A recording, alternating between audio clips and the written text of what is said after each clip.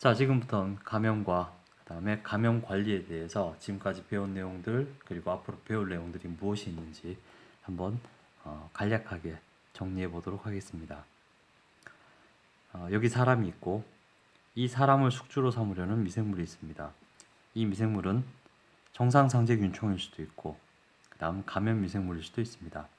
정상상제균총 또는 상제균이라고 하는 우리 몸에 살고 있는 이러한 미생물들은 우리 몸 곳곳에 존재합니다. 피부에는 황색 포도알균이나 표피포도알균 같은 것들, 그리고 구강에는 치아우식균, 스트레프토코커스 뮤탄스나 진지발리스 같은 균들이, 그 다음에 호흡기계에도 다양한 미생물들이 살고 있고, 위장관계에는 헬리코박터나 아니면 대장균, 유산균과 같은 것들이 삽니다. 그 이외의 생식기계에는 주로 캔디다와 같은 그러한 기회 감염균들이 존재하게 됩니다.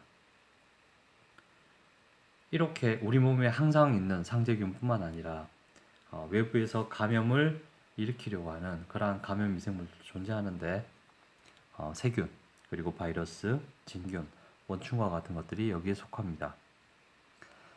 세균은 지금까지 배운 대로 우리가 분류를 하자면 세포벽의 펩티도글리칸의 조성의 차이, 그리고 형태에 따라서 gram 양성알균, 그 다음 gram 음성알균, gram 음성막대균, 그 다음에 gram 양성막대균, 그리고 스피로헤타와 같은 것들로 나눌 수 있고, 바이러스는 DNA 바이러스와 RNA 바이러스, 즉 핵산을 무엇으로 왔냐에 따라서 이렇게 분류가 가능할 겁니다. 자, 지금부터는 숙주와 미생물 간의 상호작용에 대해서 살펴볼 건데, 상호작용이기 때문에 미생물이 숙주에게 영향을 미칠 수도 있고, 반면에 숙주가 미생물에게 영향을 미칠 수도 있습니다.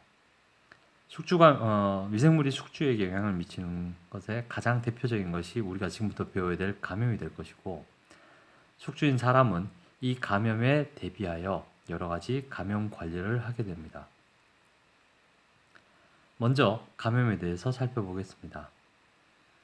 일반적으로 감염이라는 것은 미생물이 숙주의 점막의 표면에 붙거나 숙주의 내부에 들어와서 침식하는 것 자체를 감염이라고 이야기합니다. 즉, 숙주 안에 들어와서 우리 몸 안에 들어와서 증식만 하면 우린 이것을 모두 다 감염이라고 이야기를 할 수 있겠습니다.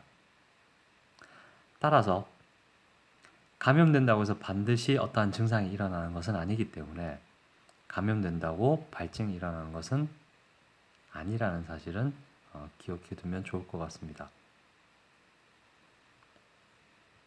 미생물이 질병을 일으키게 하는 그러한 힘을 우리가 흔히 동력 또는 감염력이라고 이야기하고, 우리 몸이 여기에 대항하는 힘, 이것을 일반적으로 면역 그리고 저항력이라고 표현을 합니다. 저항력과 감염력이 어디가 더 크고 작느냐에 따라서 조금 달라지는데, 지금 보는 것 같이 감염력이 저항력보다 크다면 우린 이때 증상이 일어날 수 있기 때문에 이러한 감염을 증상감염이라고 이야기하고, 반면에 저항력이 감염력보다 크게 되면 저항력이 감염력을 눌러버리기 때문에 증상이 잘 나타나지 않는 무증상 감염이라고 이야기할 수 있겠습니다. 증상 감염은 다른 말로 현성 감염이라고 이야기하고, 무증상 감염은 다른 말로 불현성 감염이라고 이야기를 합니다. 그 이외에도 숙주의 저항력과 감염력이 거의 비슷할 때가 있는데, 이럴 때는 일반적으로 잠복의 상태를 가지고 있는 그러한 경우를 볼 수 있겠습니다. 자, 이러한 감염이 일어나기 위해서는 세 가지 요소가 필요한데, 그 세 가지 요소가 첫 번째 감염원, 두 번째 감염 경로, 세 번째 숙주의 감수성입니다.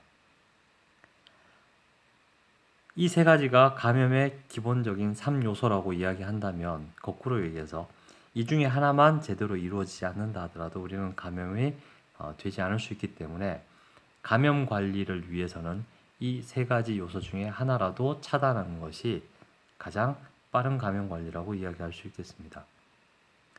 감염원은 조금 전에 이야기했던 정상상제균총이나 아니면 감염 미생물이 될 거고, 감염 경로는 이러한 미생물들이 우리 몸 안에 들어올 수 있도록 하는 그 경로, 어디든 될 수 있겠죠.